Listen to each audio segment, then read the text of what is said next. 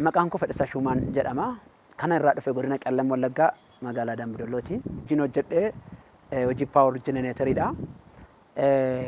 Kanaaf kan na kakaase rakkoowwan naannoo koo keessatti argaman humni ibsaa adda cituu, tajaajila sa'a 24 dhabuu, mana kireeffannee keessatti hojjennu keessatti lafa duwwaatti kiraayii kaffaluun rakkoo kanaaf nu saaxileera. Fala kana barbaachuuf jenereetara bitadheen ture. Jenereetarri bitadhe beenzila nyaataa, sagalee qabaa, nama jeeqaa, al tokko tokko naa ka'uu didee na rakkisaa. Boodarra filannoo qabu akkam godheen wanta kana jalaa oola kiraayii manaa kaffaluun koo erganollee kan jedhu keessan galee sababiin isaa naannoo keenyatti ibsaan badee torban lamas ji'a tokkos ta'a waan ta'eef kiraayii manaa lafa duwwaatti kaffalaa turre jechuudha. Isa booda filannoo barbaachuun jalqabee sochii kalaqaa bara 2005 jalqabee bara 2009 hojiiwwan kalaqaa iddoowwan adda addaa deemeen dorgomaa ture. Garuu caalaatti hojii paawar jenereetarii kana kanan jalqabee bara 2009 sochii isaa jalqabeen jenereetara kana kalaquutti ka'ee jechuudha.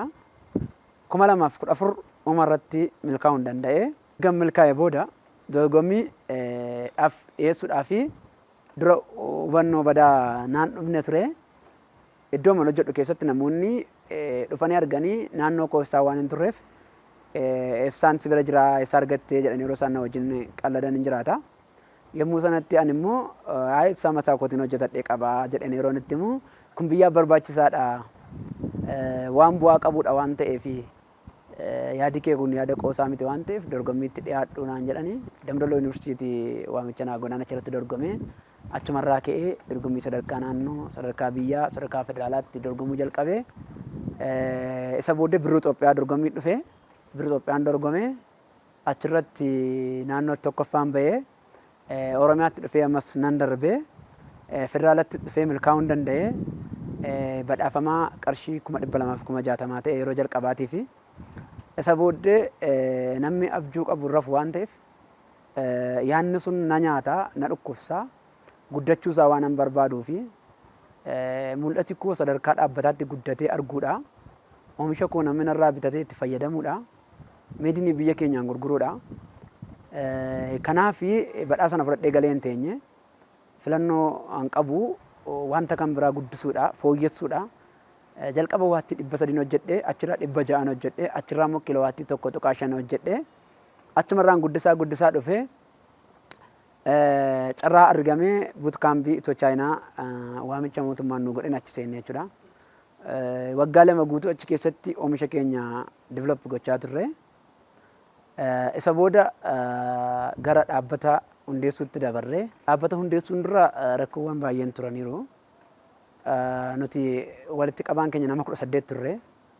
Namoonni 18 kun abdii kutataniiti baay'een isaanii kan biraa harcaane. Maalitti fakkaatee dhaabbata ta'uu hin danda'u. Dhuguma dhaabbata ta'aa dhuguma oomishnee gabaatti baasnee gurguruu dandeenya. Namni meedin Itoophiyaa waan jedhu bituun barbaadu. Wanta gatii hin qabnetti yaadaa kan jedhu sammuu isaanii keessa waan jiruuf baay'een isaanii nu biraa harcaanii dhumarratti nama 2 taanee dhaabbata kana hundeessine. Dhaabbata kana gaafa hundeessinu oomisha bittaa jalqabaa akka namoonni nurraa bitataniif qaama nama maqaa dha'uun baadhee dhaabbata wayii deemeen ture. Gara sana deemee akka nurraa bitaniif gaafannoo dhiyeesseen ture. Oomisha biyya keessaatti amanamummaa waan hin qabneef ittis waan hin amanneef nuti waan hin cheek hin taane sirraan binnaan jedhanii boodarraa xalaan geesseef kaan kennee fi kaan qabadheen deebi'e jechuudha. Gara Finfinnee kana dhufee asii dhaabbata birruu Itoophiyaa kan hundeesse dhaabbata Entrepreneurship Development Institute deemeen hoogganaa olaanaa Dr. Hasan Hussein dubbise. Dr. Hasan Hussein gaafan gaafadhu namoonni baay'een oomisha koo kanarraa bitaniif gaafadhee dhaabbata hundeessee na amananii narraa bituu hin dandeenye. Ani immoo dhaabbata hundeesseera. Oomisha koo immoo gurguruun barbaada. Ani immoo ofitti amanamummaa qabaan jedheeni. Isa booda nuti isiniif dhaabanne ijoollee akka keessaniitiif dhaabanne hin binna sirraa binna ati performaa kaataaloogii qopheessinu fidinaan jedhanii boodarra kaataaloogii qopheesseen fidee fi inni ilaalanii keessaa filatanii bittaama jalqabaa jenereetara 5 nu ajajatanii jeneetara shanan sana oomishnee yeroo kontiraata walii galle keessatti sa'aatii isaa tun darbin xumurree dhiyeessineef jechuudha. Kana booda hin jaallatanii. Akka isaan yaadanii ol ta'e. Gaafa isaan itti fayyadamuu jalqabanii wanti isaan yaadan waan biraadha. Inni isaanii ol fayyade hin jaallatanii. Yaadi kun yaada biyya keenyaaf barbaachisummaa qabu. Ijoolleen kun hojjetanii nutti agarsiisaniiru waan ta'eef tumsuu qabna, deeggaruu qabna jedhanii aarsaa barbaachisu hunda haga har'aatti nu wajjin kaffalaa jiru jechuudha. Kun ta'uu kan danda'e karaa Aadde Mufariyaat Kaamil ministeera carraa hojii uumuu federaalaa karaa sanaan wal qabatee karaa EDI wal qabatee oomishni kun gara gabaatti ba'uu danda'e. Tumsa garaagaraa sannaa godhaniin haga har'aatti dhaabbati kun hundaa'ee oomisha isaa gurguruu danda'eera. Kana keessatti chaalenjii baay'een tureera. Wanti nu rakkisus, wanti nu danqus, wanti abdii nu kutachiisus tureera. Garuu harka hin laanne abdiin kunne duubattis hin deebine. Kun akka dookimentariitti piroofaayilii kaampaanii kanaa ta'ee ta'uu danda'a. Garuu namni yoo abdii kutee waan baay'ee balleessa waan ta'eef ofiisaa iyyuu of jibba. Nu garuu wanti nurka jiru waan abdii nu kutachiisu miti. Dirqamas waan nurka jiru namni hundumaa beekuu qaba miti. Garuu abjuun koo waan biyya kana fayyadu waan bor maqaa biyya kana ol kaasu baadhee waan hin jiruuf dafee rakkoof jilgeenfachuu hin barbaanne. Namoonni kallattii adda addaan tumsa naa gochaa turanii tumsi isaanis lafatti hin banne. Kanaaf maal jechuun barbaade oomishni fedhoo paaworii haala rakkisaa keessa darbee as ga'e. Namoonni addunyaa kanarraa milkaan jiru jedhanii yaadamanii namni utuu hin rakkatin utuu waa isan danqee milkaa hin jiru. Baay'ee gaafa rakkannu, baay'ee gaafa waa nu danqu yookaan nu rakkisu milkaa'insi guddaan dura keenya waan jiruuf isa yaadaa tarkaanfachuu danda'u nurra jiraata. Kanaaf walumaa galatti ani akka dargaggootaattis akka namoota hojii kalaqaa kalaqaniittis akka biyya kana hojii bu'aa buusu hojjechaa jiru tokkottis ijoolleen kalaqaa abdii kutachuu hin qabanii. Mooraalni isaan bu'uu hin qabu. Haamilee jabaadhaan wanta qabatan baattatanii kaayyoo isaaniitiif aarsaa kaffalanii nama milkaa'e ta'uu danda'u jechuudha. Namni milkaa'e hin barbaadama. Fira baay'ee qabaa, hin jaallatama. Namni gaafa rakkattu yaada kee wal'aansoo gaafa qabdu namni sin gargaaru. Maaliif ree wanta ati baatteertu milkaa'insa isaa namni argee hin jirsu qofatu argee malee.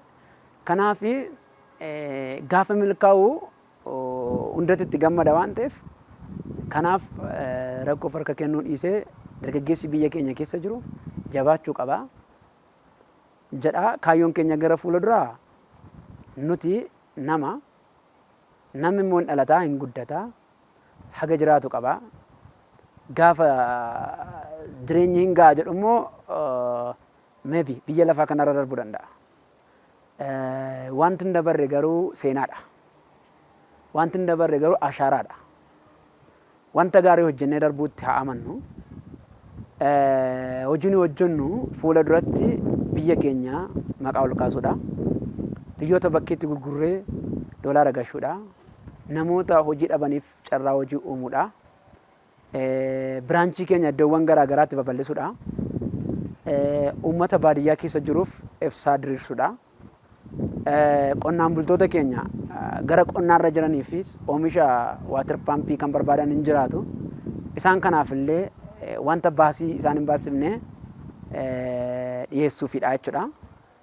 Inni guddaan akkuma waliigalaatti yaaddoo addunyaa kan ta'e faalama qilleensaati. Qilleensi faalamuun yaaddoo biyyaati, yaaddoo Itoophiyaa duwwaa miti.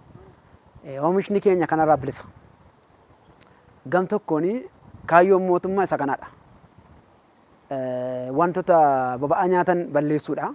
Konkolaataarraa jalqabee haga jeneetiraatti. Abjuun nuyi bara 2009 muummichi ministeeraatu aangootti hin dhufin jalqabne deemee dhufee kaayyoo mootummaa wajjin wal qabate mootummaanis wanta qilleensa faalu biyya keenya keessa nageenya qilleensa biyya keenya eeguudhaaf aarsaa baay'ee kaffalaa jira. Isa kanaan wal qabateenus oomishni keenya isa kanaan wal qabata waan ta'eef mootummaan ittumsa addaa nuu godhee industiraal paarkii Boolee Lammii keessatti oomishaa nuu kennee deeggarsa kallattii adda addaan nuu gochaa jira. Kanaaf illee mootummaas galateeffachaa EDIA dhaabbata yeroo jalqabaa kanatti nu gargaaree hagar'aatti nu deeggaree nu bukkee jiru namoota dhuunfaadhaan nu deeggaran baay'eetu jira. Isaaniin illee galateeffachaa sadarkaa kana gahuu keenyatti gammachuu dhaabbata Fedhoo Paawar duwwaa otoo hin taane akka guutummaa Itoophiyaatti gammachuu guddaadha. Afrikaatu nu eeggataa jira, addunyaatu nu eeggataa jira. Ilmaan Itoophiyaa qofa miti, ilmaan addunyaati. Itoophiyaan biyyatti dhalanneedha, biyyatti hojjechaa jirudha. Yeroo itti baandiraa biyya keenyaa Made in Itoophiyaa jedhu maqaa biyya keenyaa kana ol kaasnee mul'isnu, yeroo itti oomishni keenya gara alaatti urgamee doolaara galchu, yeroo itti hojii dhabaan baay'eef carraan hojii uumame biyya keenya keessatti hojii misoomaallee hirmaatee dhaabbati keenya hojjetu dhufaa jira, hojjetaas jira. Fuula durattis mul'ata guddaan karaa waan ta'eef abdii biyyaa kan ta'e kana isinis nurkatti jaalladhaa, nus jabaannee hojjennaa jechuun barbaada.